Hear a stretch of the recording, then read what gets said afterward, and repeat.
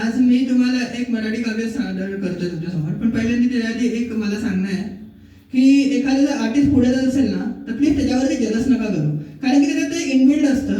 जसं की सुरज चव्हाण तर मला माहिती ते कसे आहेत, त्यांनी जर एक पिक्चर केला तरी लोक त्याच्या बघायला जात नाही आहेत.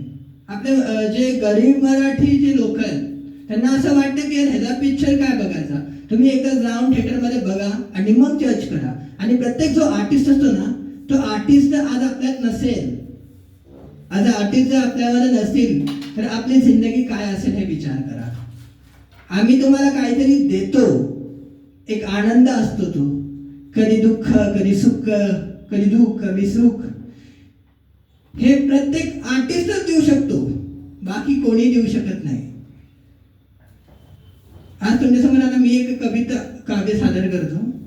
विजलं जरी आज मी हा माझा अंत नाही, पेठेन पुन्हा नव्याने हे सामर्थ्य नाशवंत नाही. छाटले जरी पंख माझे, छाटले जरी पंख माझे, पुन्हा उडेन मी, अडवू शकेल मधला नशी भिंत नाही. अरे येथील वादळे खेटेल तुफान, तरी पावलं चालत राहतो, पावलांना भिऊन अडखळणे पावलास पसंत नाही. विजलं जरी आज मी हा माझा अंत नाही, माझी डोळ्यात जरी गेली धुळ, थांबण्यास उसंत नाही. विजलं जरी आज मी हा माझा अंत नाही, माझी झोपडी जाळण्याचे, माझी झोपडी जाळण्याचे झाले ती कावे.